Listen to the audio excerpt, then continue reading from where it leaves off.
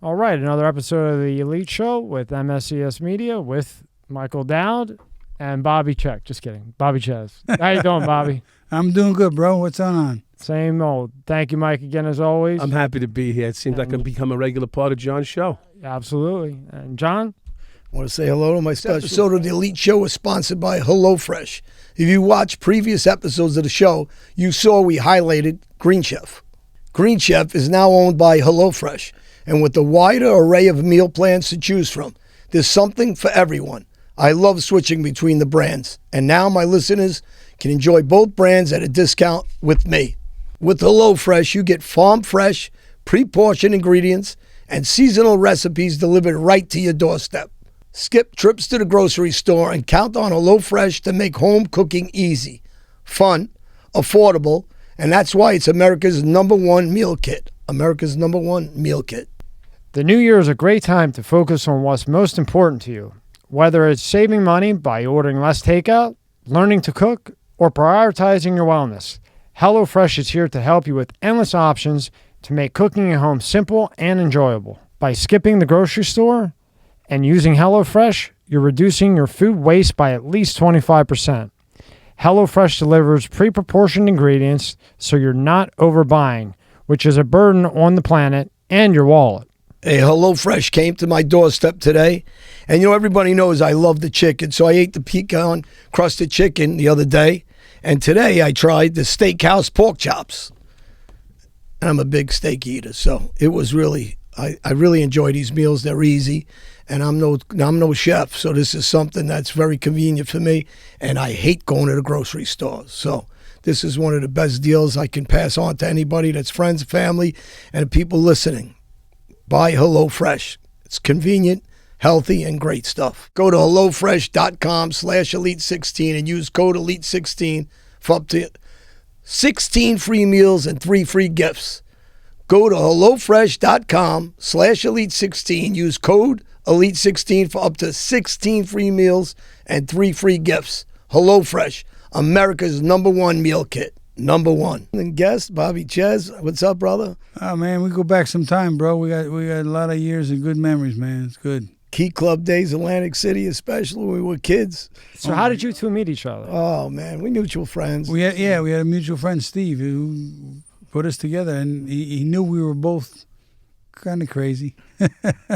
Bobby been through a lot with me, actually. Actually, I got to tell you, he's one of my loyal friends. Come to visit me in prison.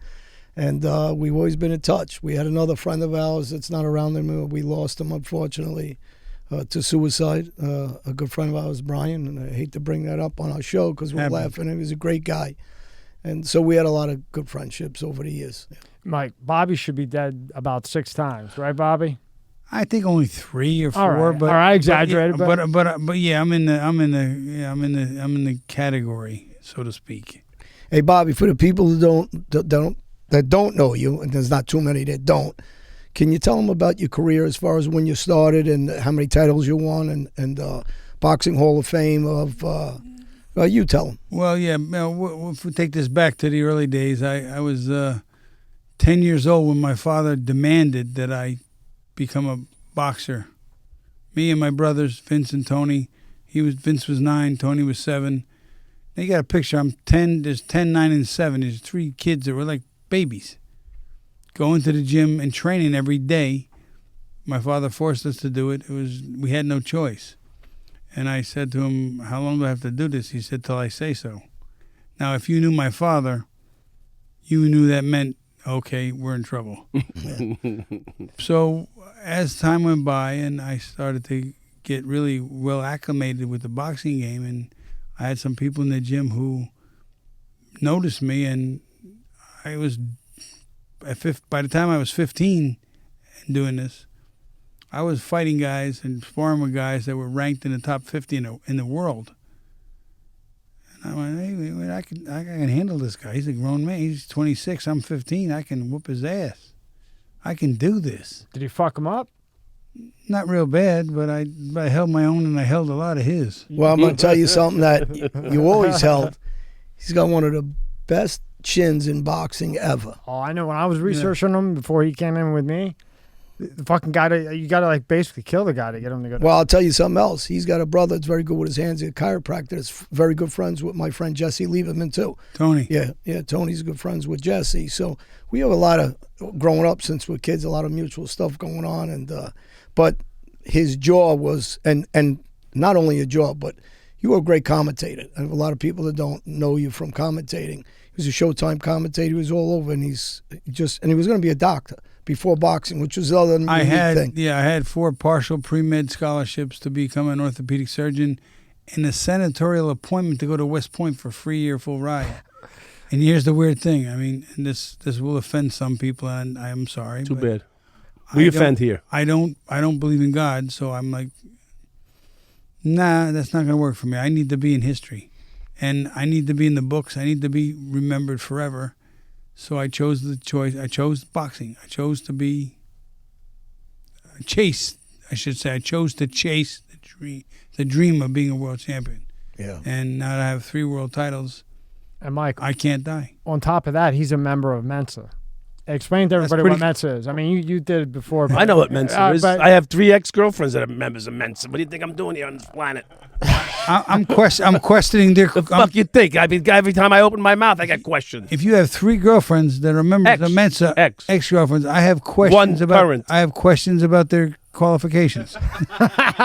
He's a smart ass, too. Not only episode is sponsored by Private Internet Access, America's #1 virtual private network, or VPN. Even if you use incognito mode, your internet service provider is storing your browsing data, and many times even selling it. But Private Internet Access, or PIA, can help. PIA encrypts and reroutes your internet traffic through one of its own servers, hiding your data from your internet service provider or network administrator. And with servers in over 75 countries, you can get unrestricted access to geo-block content around the world. PIA comes with easy-to-use apps and browser extensions for all devices, a rock-solid privacy policy, open-source security, advanced customization settings, and it was just ranked the fastest VPN in the world by PC Mag. And if you sign up with PIA right now, you can take advantage of a special deal only for the Elite Show with MSCS Media listeners. Special deal available right now only by using the link www.privateinternetaccess.com/John Elite. That's www.privateinternetaccess.com/John Elite. You can get a complete digital privacy for less than $2 a month and 4 extra months for free. Means only $1.98 a month at 83% off. That's so much more inexpensive than virtually every other VPN on the market. And if you get it right now, you could take PIA 30-day risk-free challenge. You could try it for 30 days and see if you like it. If not, you'll return it all for a full refund. So click on www.privateinternetaccess.com/John Elite and try out the best VPN on the planet, completely risk-free. That's www.privateinternetaccess.com/John Elite and try out the best VPN on the planet, completely risk-free. Fight, he's a smart ass. He really is a fucking member of MENSA. He really fucking is. I'm not fucking with you. MENSA, listen, MENSA is. Here's the weird thing about it. MENSA is 140 and up. Go ahead. No. That's just it. That's just it. That's just it. It's not just any IQ test. Oh, yeah. MENSA is top 2%. Yeah. In the 98th percentile, but only a test that they accept as acceptable, that has the credibility of what they deserve. They feel deserves MENSA, and I'm like, I took the tests. There were 2 tests. You take. Is this before you had this lobotomy or after the lobotomy? Way after. Because I want what you got then. and he took it in the middle, right? I mean, after a pile of hits. Yeah. I took it in 1993, so I had already been Oh, yeah. boxing from the age of 10 to 93, so you're still talking about a lot of years. Right. A lot of punches to the head. Yeah. A lot of well, as the doctors would tell you, hundreds of thousands of concussions. Yeah. and they were worried about. And I'm like, I'm fine, Doc.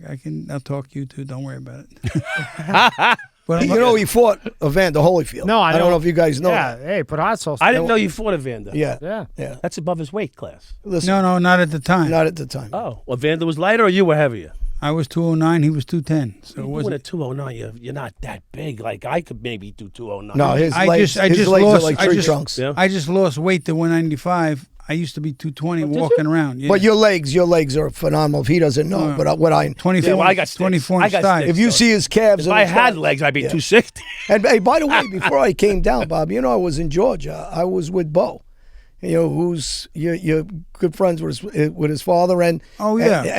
Yeah, Andre is dead. Andre. and his brother's a professional basketball player Oh no. in Germany. Oh no. I'm sorry. That's Bobby. Yeah. You had two different bows. Yeah. Two different. Hold, yeah. you got to stop for a minute. You guys have jumped way far ahead. Well, I had to tell him about that because on the way down, I was going to stop. Yeah, no, Bo is with Bobby Fowles, my Yeah, buddy. Bobby's son. Yeah, And his other son's in Germany. For the people I want to say hello to, let's say hello to Bobby's other son in Germany. He's a professional basketball player. A lot of Albanians there. I got a big community. So who's So Bo? you guys- No, we're just trying to figure out who Bo is. Bo's a captain. Remember I spoke about him? He's a captain in the Army. Oh, And, okay. I- yeah, Oh, yeah, on the yeah. way I went to down. see him, 4 yeah. days of... And his dad's real good friends with Bobby. And his other son is a professional basketball player in Germany. So we got a lot going on friendship stuff and family and different things. You'd be surprised how small the world is. Oh, I'm it's insane. realizing It's really it real amazing. quick. But you wouldn't really want to have to paint it. No, That's a Mensa thing, I guess. I'm gonna call one of my exes and see if I can figure that one out. Bobby. Okay. Yes, another Mensa thing. Didn't know what to say to that, okay, bro? Okay. No, but I had a question, and you guys kept carrying on about this. So you said you met him in Atlantic City. we used to go to the Key Club when he was fighting as a kid. Right, but we met each other before we knew each other. That's what I'm Right. saying. We That's knew what each I- other through a mutual friend, Steve. Right, but That's how we knew each other. He's a Woodhaven, right? Woodhaven, or Oh, he's North Jersey. I'm Woodhaven. My friend Steve is in so? North How do you Jersey. end up in Jersey? Oh, I moved to Jersey years No. early. Early? Oh, early. I bought houses there. No. But when he was young still. So was Before- I in the 80s. Oh, you're talking he about was in the I 80s. bought houses in 84 when you were bouncing and around 85. Atlantic City. For We real. were all over. We used to go to the Key Club a lot. He was fighting in Atlantic When I City. fought in Atlantic City, the place to go was one of two places, and Key Club was one of them. Okay, so that's where you would. Saba was the owner. I thought maybe when you were 14 or 15, but I knew you grew No, up no, on- no, no, in no. Long No, Island, no. you know, No, it was past that. It was way past that. Okay, Yeah. so he's in his 20s. Yeah. Okay, yeah. all right. That's why I'm. Yeah. Well, quick jump if- there for a yeah, second. yeah. Because he said he was 15 fighting, and then you said, I met you in Atlantic City. No. The 15 fighting was when I realized that I could That you be could a beat guys pro, up. Yeah. but that I could beat grown men up, and Right. that I went, okay, I'm not going to go to college. I'm going to be this. Right. And my father said, you have 2 years to do this. If in 2 years you're not making this, Right. and literally within one fight or two fights, I was making more money than he made in a year. He went, okay, you can do You can this. do it. But that's amazing how intelligent he is. I just spent an hour with him before here. What are you trying to say? Bobby looks stupid. He only about I a didn't foot say- away from you. He'll get up and hit you with a I right didn't hand. say it looks stupid, but No, I'm the only guys in I'm- the fight game don't. Yeah. No, that's the notorious. That's the. Like, Generally, but here's they the take a lot of hits. here's the garbage that goes with it. Because I'm a member of Mensa and I have a genius IQ, like every once in a while I'll see a person, I'll run into somebody and they go, "Wow, you're pretty well spoken for a fighter." Right. I said, "So if I was a barber, I'm stupid." Right. Right. Or they'll say, "Oh, you're pretty good looking for a fighter." I said, "So if I'm a carpenter, I'm ugly." You know what you do, Bobby? You hit him with the races. Well, That's the new thing now. no, I'm just fucking yeah, with you, but you know. I get No. it, but I don't do that. I don't play that. No, I'm garbage. fucking with you. No, I appreciate that, but here's the thing. I get it. I'm the only world champion in history to be a member of Mensa. That's important. Fuck yeah. Well, it's an interesting accomplishment. Absolutely. But there was one other fighter, Henry Milligan from Princeton, who was a member of Mensa, genius IQ like myself, bright guy, brilliant, but has trouble talking now from the fight game because he can't speak that clearly. I feel bad when I mean, I've talked to him sometimes, and I'm like, oh my God. And there are other people I've met through the years that I've sparred with and played with and blah, blah, blah, fight-wise. Can't talk. Hey. Can't speak a word of English. Go ahead, John. No, I thought you had something. No, I wasn't going to say anything. But, again, when you ask some of these questions, I think I told this story last time, Bob, when we went to the Holmes. We went to the Larry Holmes, Jerry Cooney 20th anniversary. Telling that. So we're all in a limousine. It was him, Barkley, myself, Vito Antifermo, Prince Bardi was very close with. Prince Bardi. Charles Barkley was in it? No, Barkley, the fighter. I ran Barkley. Oh. I ran Barkley. And we got out to go to a club, and the only guy in probably in America who didn't know who everybody was tried to stop us at the door, and one of our friends owned the place. And you're with some legends of fighters. Bobby himself is a legend, and Vito Antifermo was one of the toughest fighters when, back in the day. He was an unbelievable fighter, and you had Barkley. Barkley that was incredible, fought Duran, and then Larry Holmes, obviously, and Jerry Cooney was their 20th anniversary from their fight. So, it was a great night. And so when you go through history and you see guys like Bobby, I mean, for me, he's a personal friend, but to the world, he's a legend. Right. And, people forget that sometimes because you're very... I still have a problem accepting that a little bit. I mean, and they always say, "Oh, you're a legend." I'm like, listen, all right, whatever. Well, we walked through, I'll tell you what, walked through the Mohegan Sun, and we couldn't go 5 feet without everybody grabbing out. Yeah, it was really weird, but nice. He's very nice. yeah. Well, but you're Bobby, very humble. He's a humble guy. and very down to earth. Yeah. I just spent over an hour with him. Yeah. He's very humble, absolutely, and well versed in a lot of different things that we shouldn't probably get into in here because we might scare half the fucking audience off. But, Like what? Like what? I don't want to start. Like no, what? no. Now he's talking about the Donald Trump stuff. No. And he's talking about politics and Donald Trump and Joe Biden and all that. But the fun thing about him is that he's got a pretty good memory for a guy who took a lot of hits too. I mean, he's got dates, times. Oh yeah. Hey, you talking about the Trump? I'm walking on the beach, and I called Bobby afterwards. I'm down here. I'm on the beach. This is last year. Right. And I got a jacket on, American jacket, and Trump and whatever it was. Right. And some guy's calling me. I go, "Oh, here we go. He's gonna want to, we're gonna have a fight here on the beach because of clothing." Yeah, right. And I turned around and it was Carmine, the owner of Ringside Magazine. He goes, "Oh, I'm Bobby's friend, Ringside Magazine. Remember me?" And we hung out a little bit and whatever. So I still get stopped from people that are mutual friends, but his friend, and he's known, back to what I said, he's a legend, whether you want to, you're humble about it, but recognize it or not, it's just a fact of life. Look, Well, Mike, I do. I'm not stupid by any stretch of the imagination. I understand that anybody who's fought in 6 different weight divisions and won world championships in 3 of them, Fuck yes. 6 is it's probably not a bad fighter. I thought it was. That's cool. right. Yeah, and he could be considered a legend, And like they say about me. and then after all, And that's a fact. after all that, For other shit, reasons. and then you go to commentating with Showtime. That's important. That's And what I want to get to. Now we were talking about that on the phone, and say to what you said to me on the phone, because I didn't realize that it was that much fucking work to do Showtime. Here's the thing. Well, look what you're doing here. People I know, think- but I didn't realize people don't understand what goes into what Tommy does here. Well, People don't understand what goes into that, what kind of preparation goes into that, and at the same time, if you're doing a live show of Mike Tyson having a world title fight on Showtime, what goes in? They don't understand what goes into that. Before the fight day even shows up, you have days of preparation, rehearsals, hours and hours and hours, hundreds of times over, that you're making sure everything's perfect, this, that, and the other thing. And then you have the event where anything could happen that you have to react to, address, and take care of, and you have to do it the right way. And it's not always that simple. Well, again, you're an incredible, knowledgeable fighter. There's a lot of knowledgeable fighters, but they don't get behind a mic and they're not good. He's a well-spoken guy who's going to be a doctor, whose ability to carry a conversation and speak is above the average guy. So I think that's made you one of the greatest commentators, actually, also outside the ring. You'll love this comment. They do say. how long did you commentate? I commentated for Showtime. Well, I commentated before that for other different spots. Different- stuff. yes, yeah, different, USA, ESPN, number of different Okay, places. all right. But for Showtime was 10 years and a few months, 10 and a half years.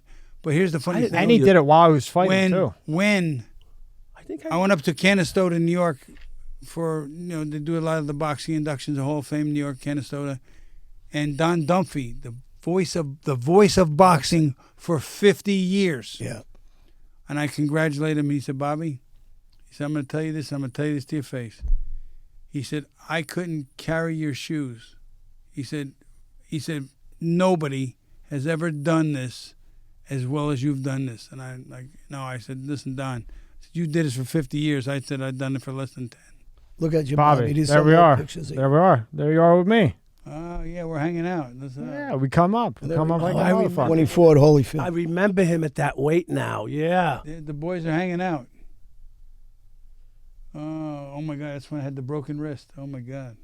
Yeah. After the Hampshire fight, I broke the right hand, yeah. And what I think is also impressive is you were doing Showtime while you're still fighting. Like, you weren't retired when you were doing Showtime. And you did the Tyson Holyfield fight with the ear. Well, that was the only time in my life that I was speechless. I went, I don't even know what to say.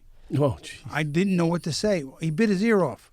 Twice. Oh, yeah. How do you address that? And you were very friendly with Mike Tyson. I know Mike very well. Yeah. And Mike, and look, and here's the thing. Mike's a great guy. Here's some things that people don't understand. I had one time, I consider myself a good, clean fighter. One time I got penalized for elbowing a guy in the face during a fight. And I went back to the corner and I said to Tommy Parks, I said, what the hell did they take the point away from me for? What did I do? He said, you elbowed the son of a bitch right in the face. Really? I went home and watched the fight. It was Don Milan. And I hit him right in the face with a forearm. I don't remember it. I don't know why I did it. I was beating the hell out of him for the whole fight. I have no idea why I did it. Now with Mike, he was a little frustrated because he was getting headbutted and elbowed and whatever. And yeah, Holyfield, he knows the game. He knows that little stuff he can get away with. Yeah. Blah blah blah. Whatever. I'm no Boy Scout, as the saying goes. At the same time, I don't cheat. Right. He does a little bit, I guess, and I've heard it a lot. Bert Cooper told me the same thing. He said, Bobby, as soon as I knocked him down, next round, I was blinded. I couldn't see anything. I said, I know. Oh, the hot sauce on the glove thing, or whatever. I said, yeah. I've heard this now. I kind of feel your pain. I know this. I had it happen to me. 2 years later, 2 years after the fight, state troopers told me they found out what it was. Tabasco sauce. On the gloves against you. Yep. And you still have problems today from that because when we went down to eat last time. I can't see. Bobby, did you ever hurt anybody real bad in the ring? Kill anybody in the ring over your career? Did ever what? Hurt anybody real bad in the ring or killed anybody in the ring? I wanted to, but I didn't. Come on. No, I can't picture you I can't picture you angry. Yeah, no. Well, I'm not talking about even. I mean, fighting, but not out of just anger. woke him the fuck No, up now. Look at him. You woke him up. No, yeah, you woke me up. You woke me up. The demon's coming out. Yeah. The shit's going to happen. Here's the thing. I do that to and people. I try to explain this to people. It's very difficult for them to understand.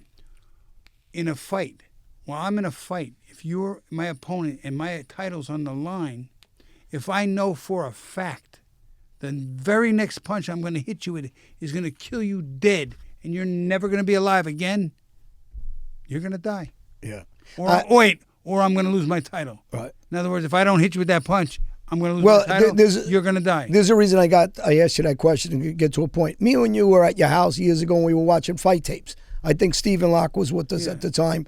And I don't remember the fighter. It was, they tried to stop the fight and his corner wouldn't allow him and he broke his neck.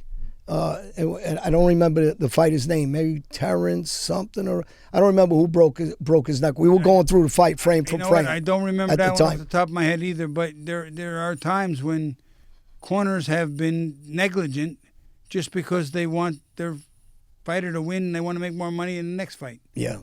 There is a degree of greed involved in any sport, every sport.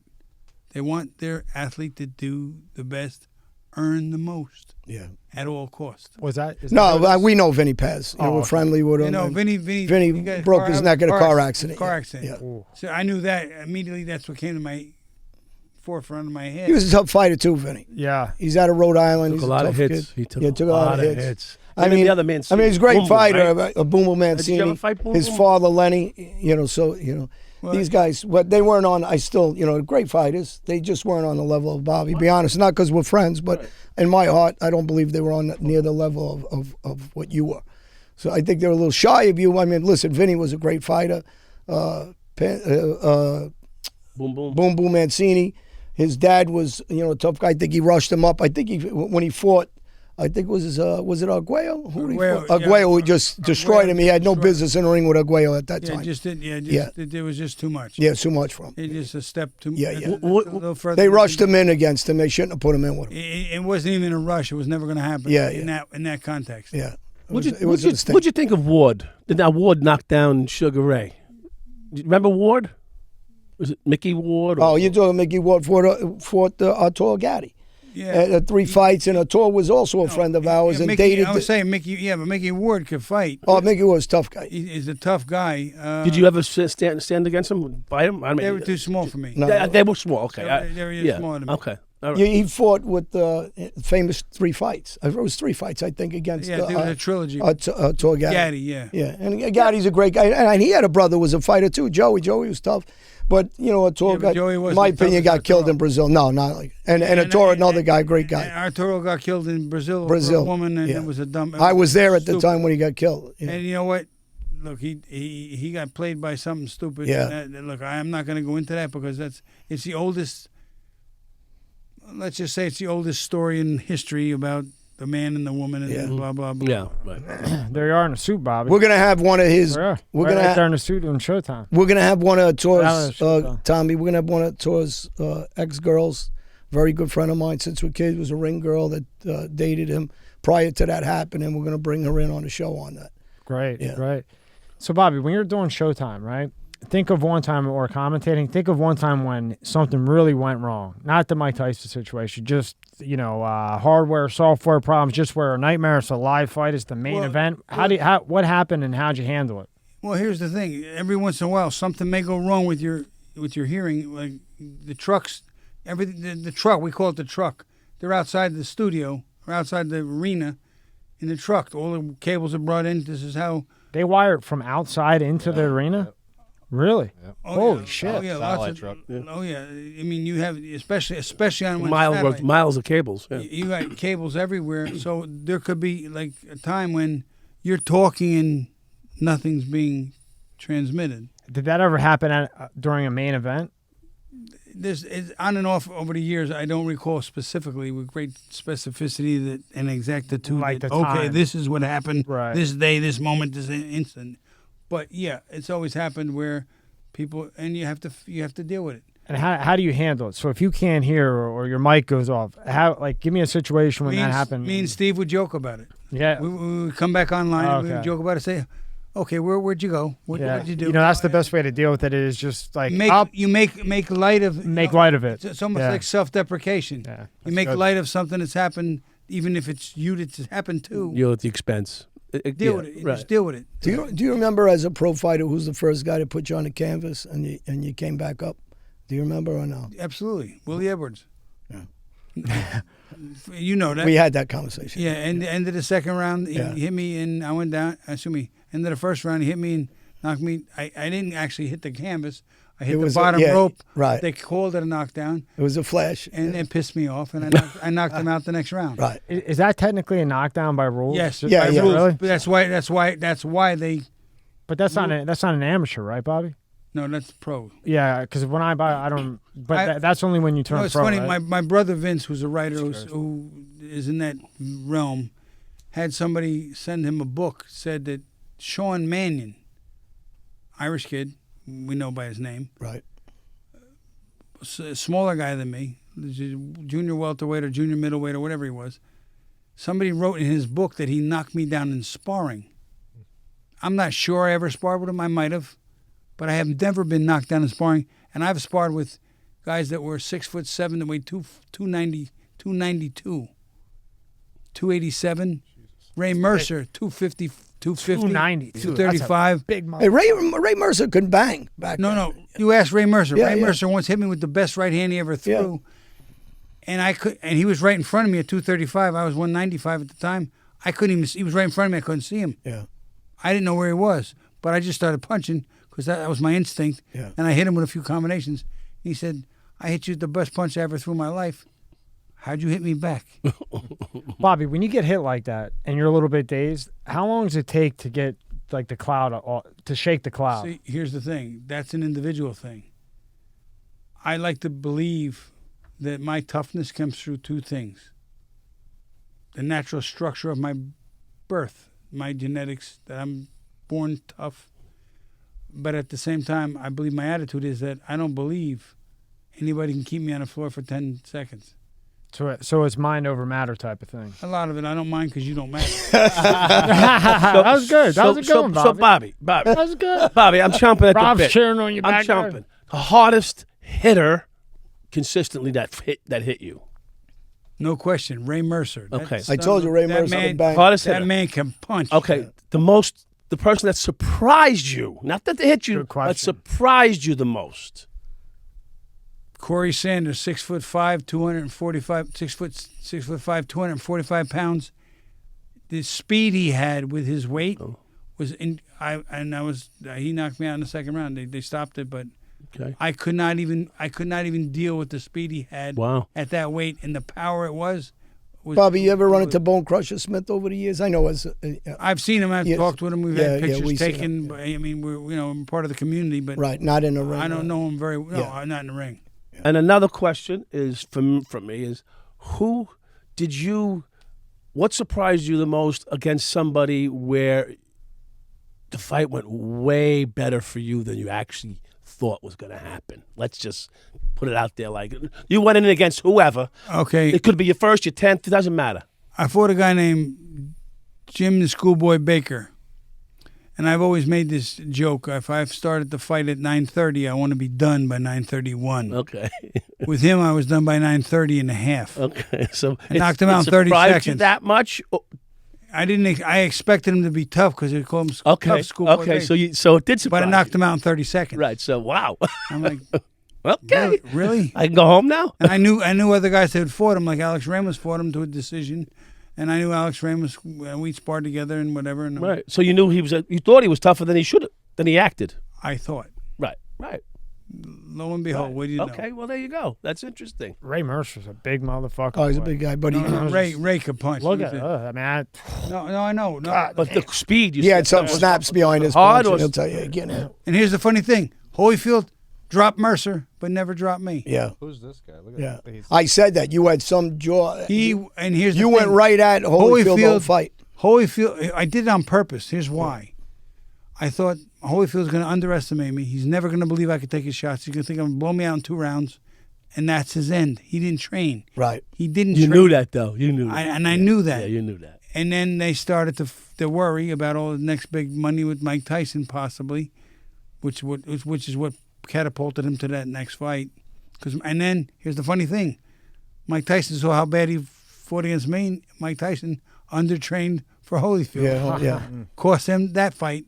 In the second fight, I think he just lost his mind. There's some young fighters out there now. One of them, Denny Brown's a trainer, good friend of ours, Prince Badi's old trainer. He's away with some fighters, so I want to give him a shout out, say hello to him. And he handled a friend of mine whose son also fights from the UK, Michael. And he came here, trained here. He's fighting Virgil Ortiz. He's Michael McKinson, young, fast fighter. The other guy is from the Carolinas, is my friend Adam Esposito, who handles Vaughn. An up and coming, he's 15-0. We had lunch a couple of months ago together. So I want to say hello to all these guys. And this kid's going to be some pro. He's going to be some fighter, pro fighter. He's got a ton of talent, great father that really sticks on his, he's his only corner on his 27 side. too. Yeah, 27. he's still a young 5'9". fighter. Southpaw. And again, I like to say, give these guys some Shout props out. because they're going to be fighters, I believe, in the category of his talent, of Bobby's talent. Bobby, who is Rob? Go back to that one where that guy's getting smashed. Right there.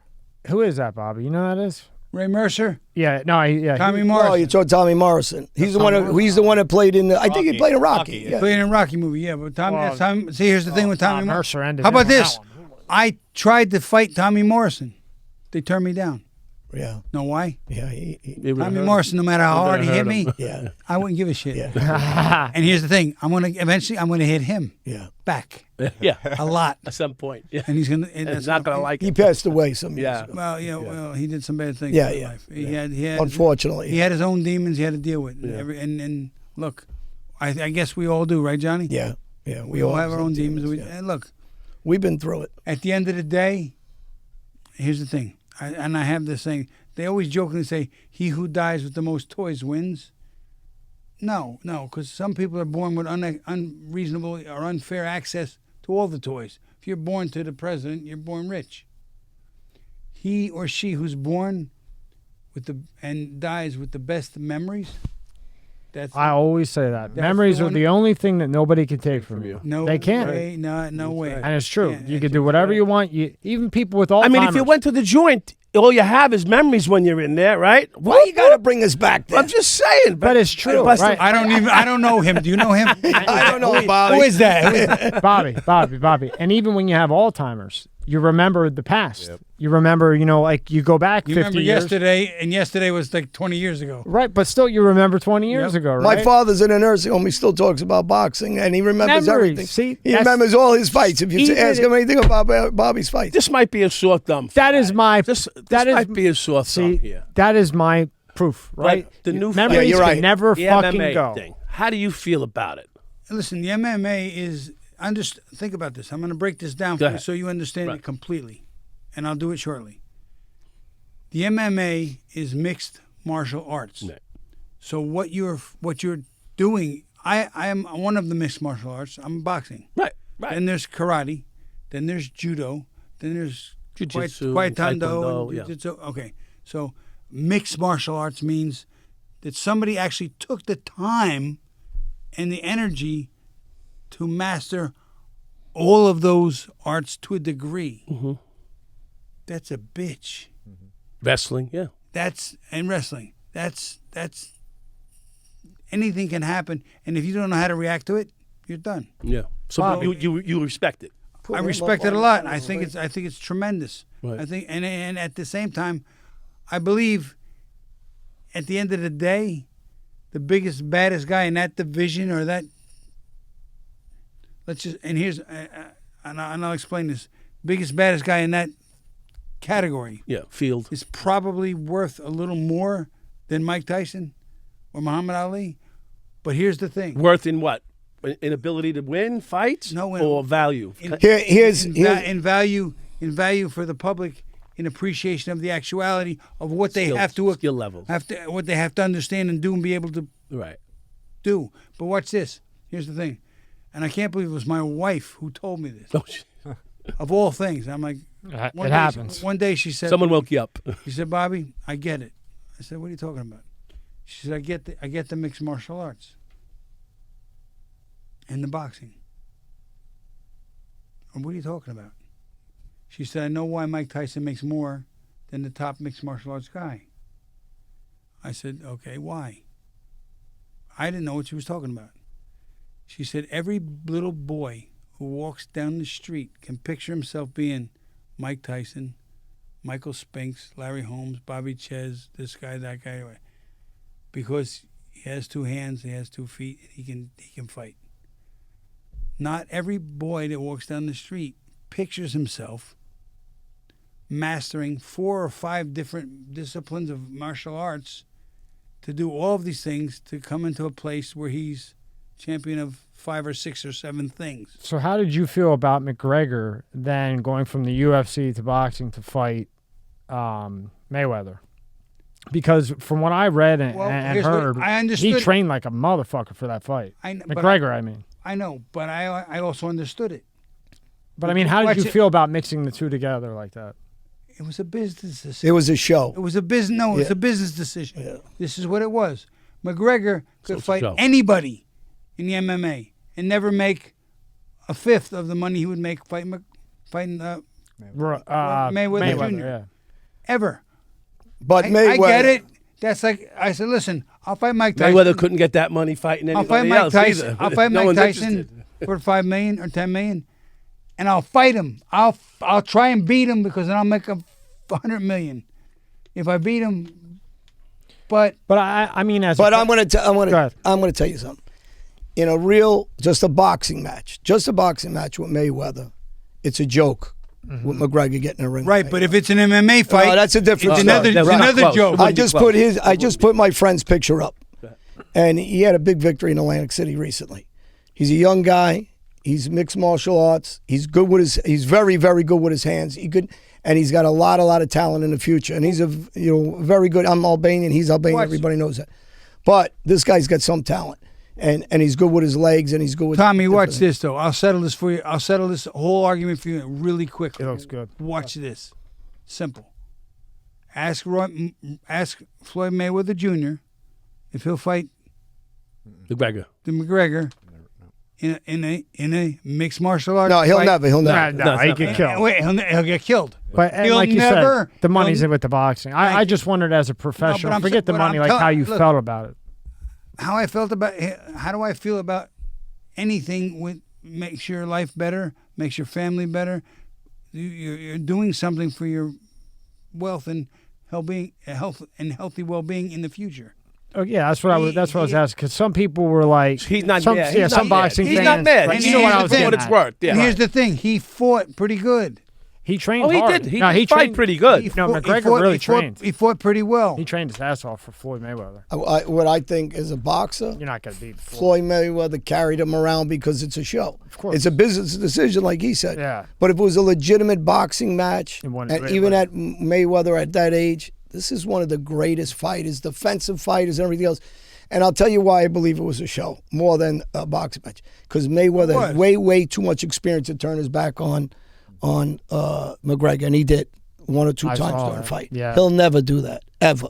He's just too talented. No, he would do that. You know why? He's too arrogant. Well, he's a little arrogant. Well, he's a little arrogant. Yeah. But he knows to he's done it- shoulder roll better than But anybody. he's done in it boxing. before. He's done it before. Yeah. He's But he carried him. he's that cocky. Yeah. I mean, listen. Now, No, I'm watching and he it. has right to be that cocky. He's that good. I don't doubt that he stretched the fight. Yeah.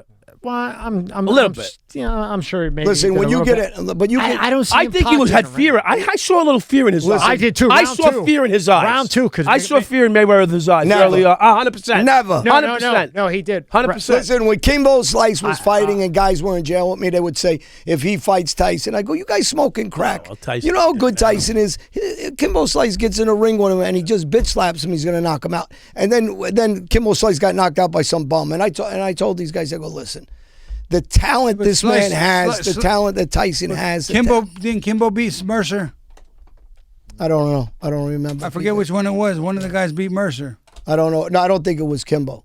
I mean, listen, it's possible. Listen, you know that anyway. A guy can hit you with a roundhouse right, catch you the wrong way, just clip you I the think wrong way. the and put you fat out. guy, the Can fat happen guy- to anybody. What he Guy did might was beat Mercer. he beat Who are you trying to ask about? Butterbean? Butterbean. Really? Butterbean's like 49-0, like 49-2. Butterbean never beat Mercer. No, I don't think so, no. No, I would jump across the Butterbean is table a and four-round fighter. I'll jump Hold on, across the hold on, table. hold and on, whoop your hold ass. on. Butterbean fought a lot of Who good were we fighters. trying to figure out who? No, fought who? Butterbean never fought one good fighter. Oh, Okay, I really? tried. Okay. Butterbean couldn't beat me, and I'm retired. Well, you're a free. You're Butterbean's got another one. He's a smart. He made a gimmick out of a guy. He's not. I mean, for a big guy, fat guy, he's decent with his hands, fast actually, and he does got a little wallop, but he ain't gonna fight anybody who's He really can't. can move. He would not fight one guy in the top 10. No, in the yeah, heavyweight yeah, division, right, I know. without getting killed. Get killed, 100%.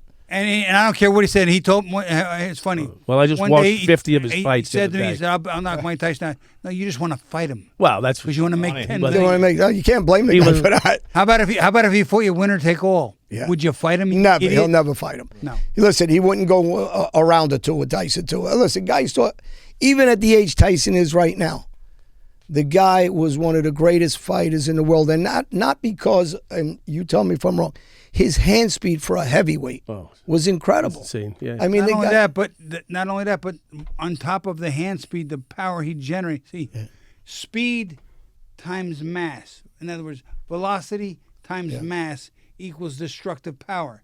If a bullet kills you because it's going fast, it ain't that big. It weighs less than a pound. Force. Weighs an ounce maybe. Yeah. Kills you because it's going Mensa. so fast. Now, a Gonna cannonball get hit soon.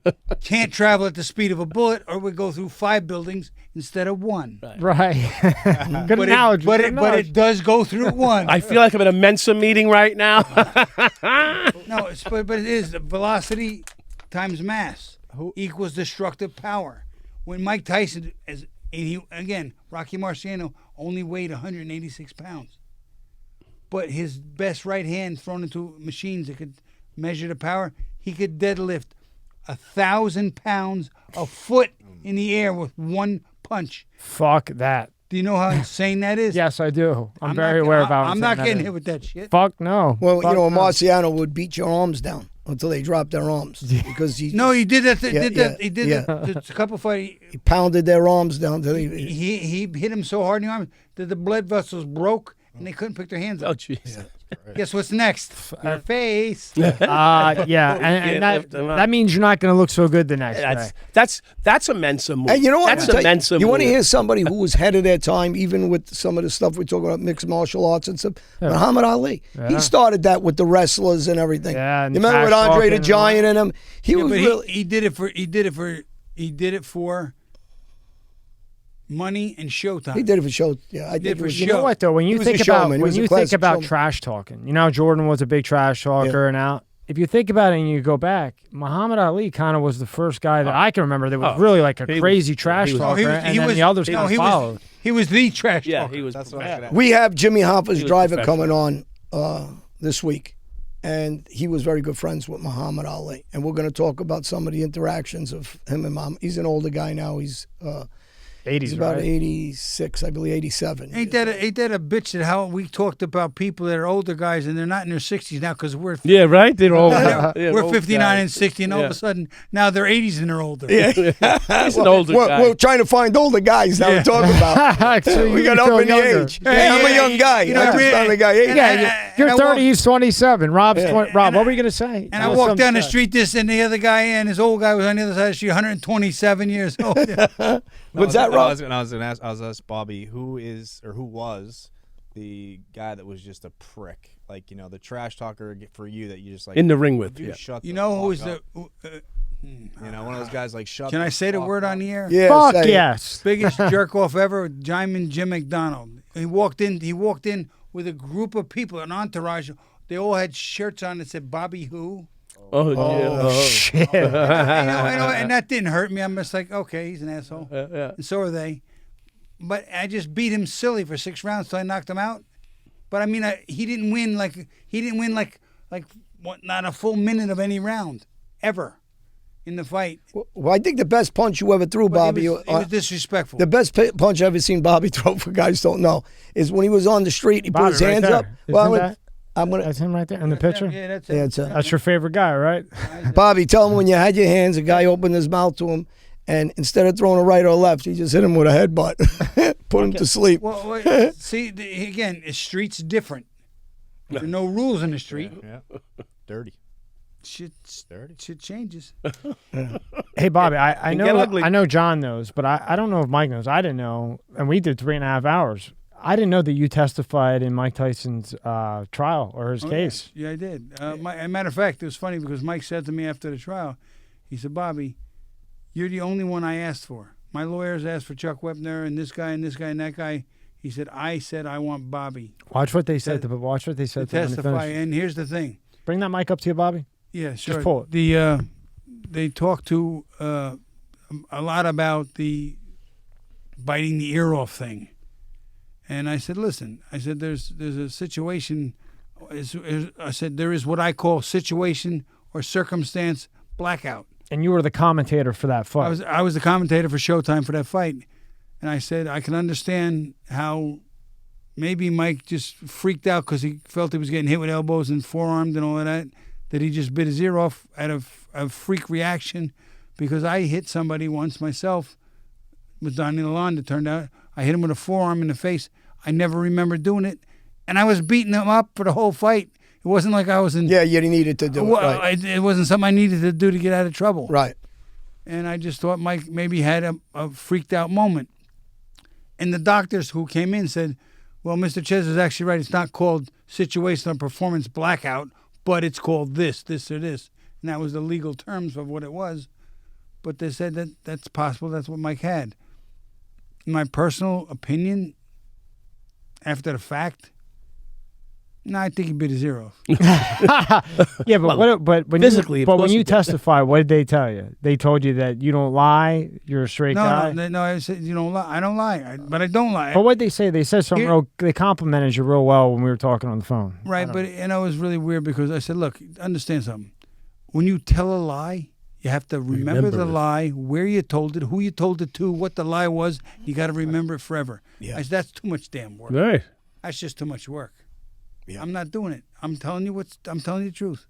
So, and everybody over the years, I've become known as, like Tommy Parks, my trainer. We had an 18 years we were trainer fighter on a handshake. No contract, not one piece of paper, ever. Handshake. Don't you wish things could be like that now? And it actually Yeah, but works. it's not going to happen. Yeah, Don King used to flower you with like what he did, what he did to a lot of fighters, and he'd kill you with paperwork and then screw you with it. So sometimes that handshake is a better deal. If you have trust. Yeah, he had nothing bad to say about Don King. Well, what? you didn't have bad dealings with him. I'm surprised. No, you know why? Wait, here's why. Here's why I never had bad dealings with Don King. I understand the law. Yeah. I know how to read it. Well, I know how to read a contract. Yeah, you're a little more intelligent cat. But that's when my point. That's my point. You don't come to the table with an animal you don't know. Yeah. If you know who the animal is and you're not prepared for it, shame on you. And that's what I say. told my girlfriend. How'd that work? Alrighty then. That's what I told my girlfriend. My point is this: if you go to look, I actually sought out Don King. He promoted my first world title fight against Slobodan Kachar. And Tyson was on the undercard. First time in history. Well, you see, when we went to the Cooney and the Holmes 20th anniversary, and by the way, Bernard Hopkins showed up later on in that. That's Rob's guy. Bernard's Bernard great. Hopkins. He used to train with us at the firehouse. I'm glad you brought that He's a great fucking fighter. But going back to what's his name that was with us that I said earlier, you said it before, when I was talking about him. But anyway, King owed him $50,000. Oh, okay. And the same thing he did to Bernard Hopkins. He couldn't even get into a hotel in Atlantic City. We had to get him in. You imagine being a middleweight champ. He made up years later with Don King. You know what's the funny? guy was powerful. He was a hell of a When fighter. I was with Don King on air that one time, I said to him, listen, I know a few things about life, and it kind of goes this way. If you don't know anything, you can't come to the table and negotiate everything. And to come to the table and negotiate everything, you got to at least know half, something. you got to at least know half of it. Barkley I was talking about. He owed Barkley 50. yeah. And Barkley was broke at the time. I felt bad for the guy. Nice guy. Right, Barkley. nice guy. Right, He was a very nice guy. Once again, not an intellectual. No. Now, Bobby, do you agree with these top 10 trainers up here? From go down, Rob. Scroll down. I have to go next. Oh, you got to go next. Okay. No. You don't think he's number one? How about this? Not a chance, not a fart in a windstorm. Really? Why is that? Well, watch this. Watch this, and watch this carefully. Who has Customato ever trained? Besides Tyson. No. He's trained besides Tyson. Okay. So I got you there, so shut up for a second. Gonna hit me now, right? No, I'm just playing with you. Customato Take my only ball. trained people who were short for their weight to championships. Who did he train? Mike Tyson. I see. That was his niche. And right? then he had, and the Spanish fighter was a light heavyweight. Oh my God, I forget his name. How about Eddie Foch? Eddie Futch is an excellent trainer. Excellent. trainer. Yeah, Eddie was. Tommy Parks, one of the most underestimated. Well, what's his name too? Emmanuel trainers. Stewart. Manuel Stewart, great trainer. Great trainer. Phenomenal. Yeah. Phenomenal trainer. Roach. I like him. I don't think he's the great. I mean, he's a nice guy. I don't think he's the he great. goes down in the great category. Yeah. Because he's got his limited too. I think Emmanuel Stewart to me was the greatest trainer Manuel ever. Stewart, one of the greatest trainers ever, because he understood. But Tommy Parks was. Here's why Tommy Parks was quiet, soft-spoken guy. Never chased never chased the grandeur, never chased all the fame and fortune. But here's what he did. Every fighter he ever trained, and I know because he trained a lot of them in the gym with me. Ray Mercer, Al Cole, Charles Murray, a lot of guys. Here's what he did. Took everybody as an individual. Bobby Czyz, you got a great chin. You can take certain chances. You can do this. Your speed is limited to this. This. Your power is good. This. Durability, unbelievable. Well, I think that's what made you a great fighter, because you could take those chances other fighters wouldn't step into. But you would release your hands, other fighters wouldn't, because you knew they couldn't, because they got hit. Then yeah, there you go. And I you knew weren't in I that could take it. Yeah, so I knew if you hit me with it, I didn't care. Well, they hit you with 10 and 15 punch combinations. Sometimes you kept coming at them. So you were a unique fighter. So Parks had a lot to work with you. Right, so other fighters don't have that ability. At the same time, he worked with a lot of other fighters, made them world champions because he concentrated on their assets, polished them, their deficits, and minimized them. Yeah. That's the mark of a great trainer. This great trainer is like my friend Denny Brown. He never made it big like that, and he was always in the gyms with Bernard and and. But if you don't get attached to a Mike Tyson, right? Why would Customato? Nobody remember Customato. Yes, that's what I'm getting at. Because Denny never had that shot. You won't even remember his name. But he's got great knowledge in the How about this? Customato trained Jerry Cooney. Almost got Cooney killed in the gym. In the gym, the sparring partners almost knocked him out. They fired him. After. So I got to ask about this. Why did Jerry Cooney lose the fight? He was winning 12 fucking rounds. How did he lose that fight? Who was he fighting? Yeah, Holmes. What fight were you watching? Yeah, I was going to say, what are you talking about? What fight were you watching? Listen. Listen, what round did he knock him out in? What? What round did he knock him out in? Late. It was late. 13th. Okay. Yeah, okay. It was so why didn't he knock him out in the second round, third round, fourth round, fifth round? Because Larry Holmes isn't a power puncher, and Jerry Cooney can't take a punch. But remember, Jerry Cooney was a left hook fighter. Yeah. And why did he stop throwing the left hook in the 13th round and lose the fight? That's what I want to know. He didn't stop throwing in the 13th round. He stopped throwing in the 8th round because he was getting his shit kicked out of him by combinations. Because he only could Really? throw. I didn't see one fight hit. No, you got to remember, Larry Holmes has one of the greatest jabs around, too. Larry Holmes had some jab. Larry Holmes was another guy. Hit him with a incredible jab. Yeah.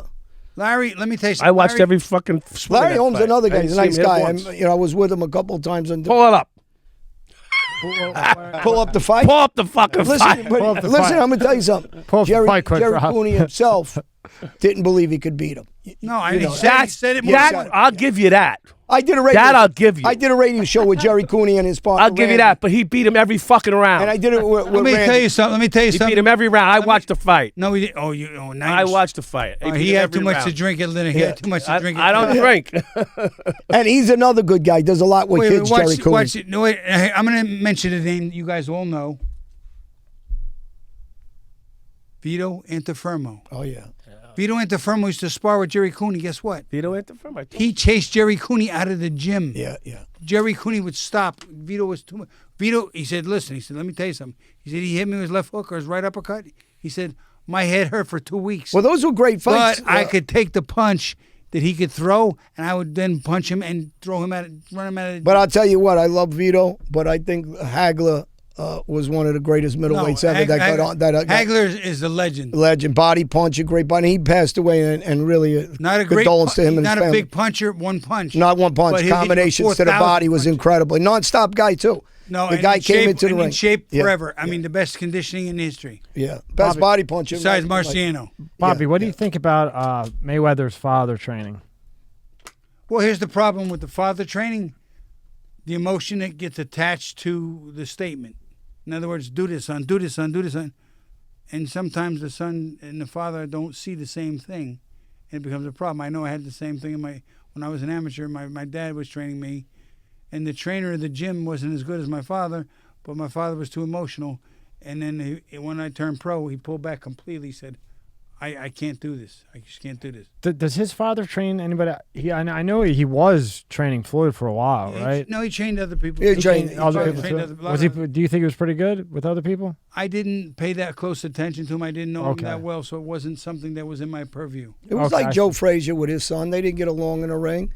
I knew Joe. We'd go out with him. Joe was a good guy, but with his son, he wasn't. Usually the son isn't as good as the original. No, he wasn't. It never is. Yeah, he wasn't. I mean, he was a decent fighter, but he wasn't. And neither was, what's his name, the Spanish fighter? Chavez. Not Chavez. Chavez's sons, I know he's out there. Yeah, but he's not that. I'm talking about the kid that not as died, good as his father. Camacho. Camacho's son, same thing. Not the same, not as good as the old man. Yeah. We were out drinking one and we were talking The about original is better than Yes. than the copy. Well, these guys came from hardcore backgrounds, and I think the kids are good kids. Well, they've all been pampered. Right. a little. So they're not going to have that same. They're not killers. That same instinct. Yeah. Now, Bob, when you look at this picture, kid, like being that you were in that fight, can you remember that moment? Like, Not exactly, because I got hit a lot of times. I was just curious. Matter of fact, in the second or third round, Holyfield hit me with like the best left hook he ever threw, and I said, "Nice shot."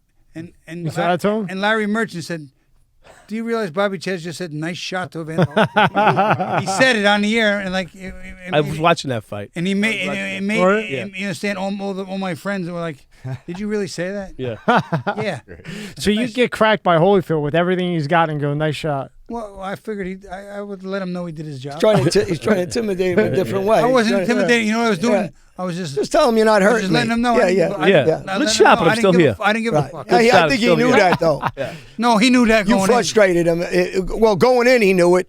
in. No, during going the in, fight, he really he knew it. didn't think I was that tough, and then all of a sudden he went, "Oh, this shit's not. This is shit's real. not- If real. you sit home He and said, get the fucking hot sauce. About to I'm get gonna tell real. you guys, go home and watch that fight Yeah. because I watched it 100 times already, and watch him coming forward, no matter what he hit him with.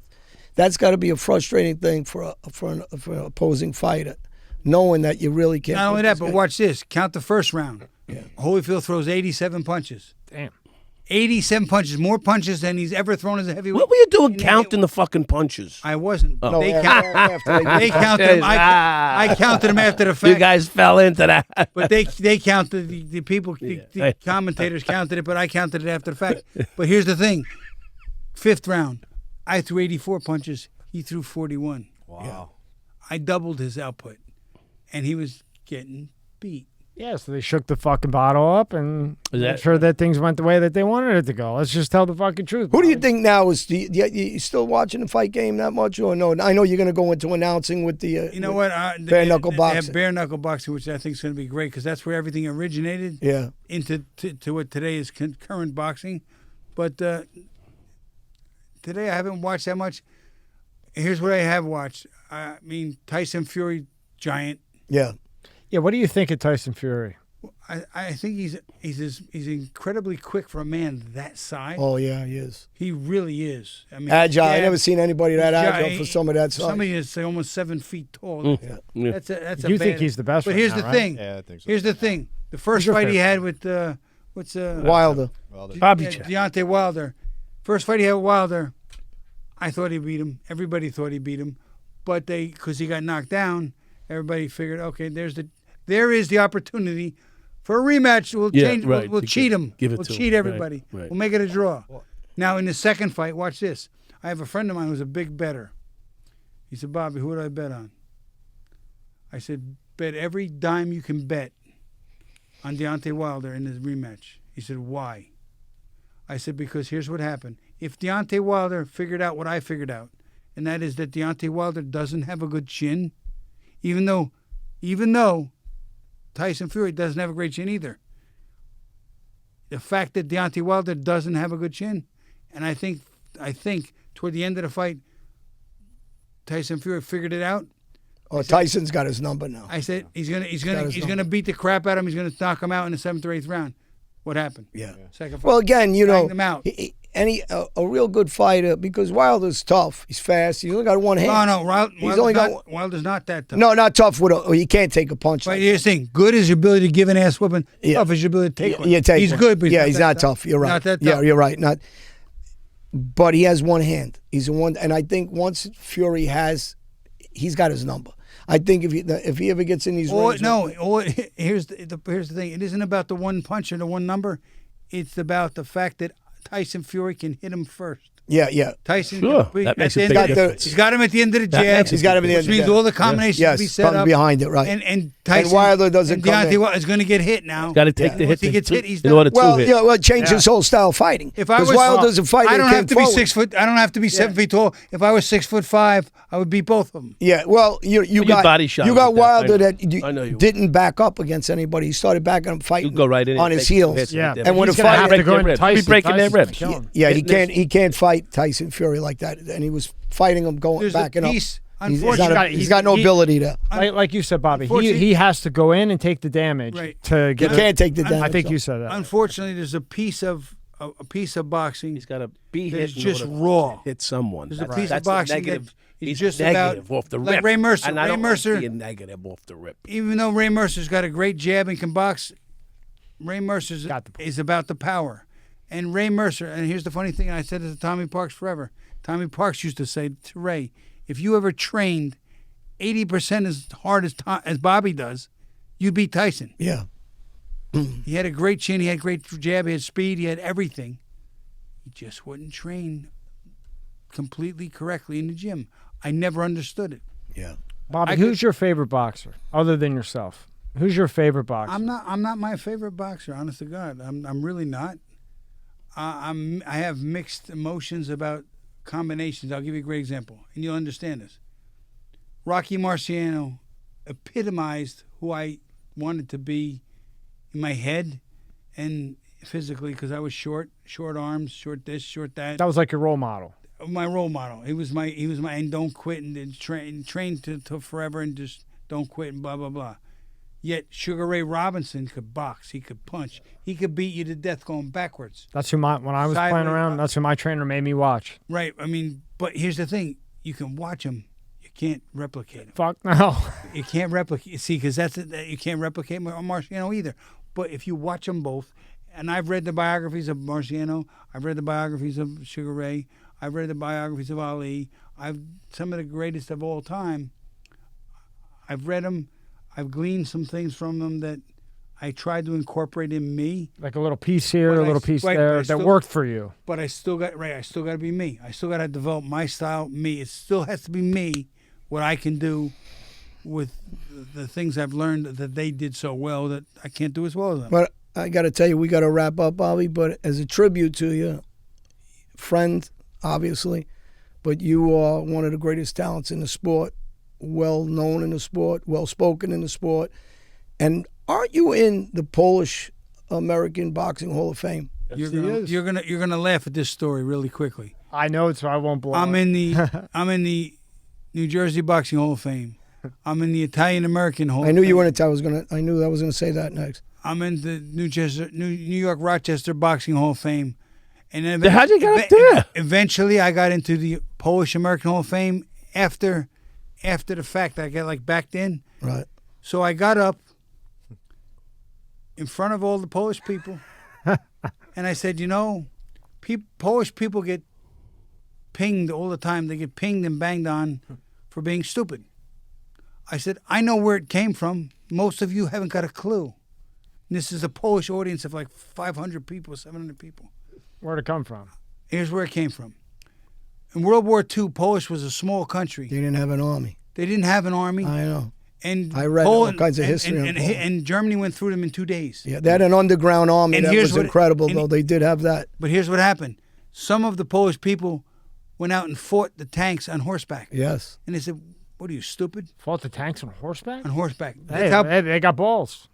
Well, Big- you had. big, giant balls, Yeah. but little Cojones. bit, little bit of That's stupidity goes stupidity. in there because you can't beat the horse. But at least they didn't give up. You can't beat the tank on the horse. But at least they took the match. Right, but they died. Well, at least they took. I'm trying to like. They died in honor. They Bos- died. No, I get it. I get. They I died get like it. a man. They were So I willing said, to die. I said, okay, yeah, I get it. Willing so, to so die. I said to the Polish And you people, got to give credit where Yeah. credit's due. I said, look, I get that part was a little crazy. I said, but you guys didn't vote me in for 10 years, and now on the backside you vote me in. Now that you're I said, you guys are starting to live up to that shit. Here's your fucking horse, right? Hey, we got to wrap it up. Yeah. But let me Here's say your horse and here's my for the- tank, For motherfucker. the people out there, Bobby will be back on for sure. Absolutely. And we'll keep you informed on what he does in his boxing announcing career. Yeah, with and the knuckle fighting, right? Yeah. bare knuckle. It's bare knuckle boxing, and I'm going to be doing it starting in April. And hopefully it's good, and hopefully it's fun. But I'm going to make it a lot more enjoyable than you would have had otherwise. And, Great, Bobby, when that comes in April, where can people see that? And I believe the first fight's going to be in Florida. I'm not sure. I think Jacksonville, but I'm not sure. I'm not 100% sure. But you'll announce it here, right? I will announce it for you here, right? I got to bring my friend over from the UK, great fighter, Brian Cockington. So say hello to Brian. He broke his back, and he just had some operations. And again, I got a lot of friends on the other side. So I know hello we got to it all right. you guys. Aren't you kind of shy? The UK fighters can fucking fight. They can fucking fight. There's a lot of good fucking UK fight. When you drink that much and party that much, you got to fight, right? Yeah, I guess you get a lot of practice. The pubs. No, see, here's what comes out of pubs. See, again, you guys are misinterpreting the shit. It's a pub guy. Here's the thing. Good is your ability to give an ass whooping. Tough is your ability to take one. Most of those guys are just tough as shit. Yeah. So here's They what can happens. take You it hit one. them with all you got, Right. but you ain't in condition. So you get tired, then And they win. kick your That's ass. right. Yes, Then they beat you to death. That's right. Tommy. Good point. Good Yeah. point. Thanks, Tommy. We all got some money here. We'll lay some money down. Maybe see Bobby fight Mike and see who wins. Should we do that? Yeah, as soon as we're off the air, we don't want to see. We don't want any evidence on camera that Bobby killed Mike. I don't want. I'm not going to jail. I don't want Bobby to lose. No, we'll do it off the air. I don't want him to lose his knuckle contract. Okay? All right, let's leave it at that. Hey, great having you, Bob. Oh, my pleasure, bro. My you know brother. that. It's a beautiful morning in New York City.